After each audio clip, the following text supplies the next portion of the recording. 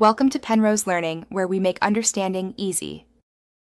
You start by confirming paint type because removal method depends on it. First, score the drip's edges with a fresh razor at a shallow angle so you don't gouge the wall. Once done, use a plastic scraper to gently lift flakes. Scrape parallel to the surface to avoid deep scratches. Make sure to keep a damp cloth nearby to wipe away softened paint. You move quickly but carefully.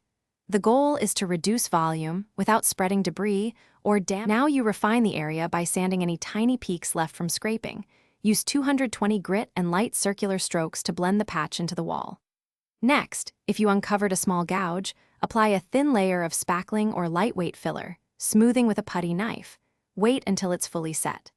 Once cured, sand the filler flush. Make sure to clean dust off with a damp cloth and inspect for elevation changes so the final finish will be smooth and invisible.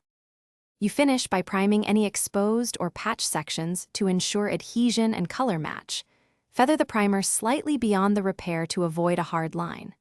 Once the primer dries, apply matching paint with a small brush or a mini roller, working from the center outward to blend with the existing finish.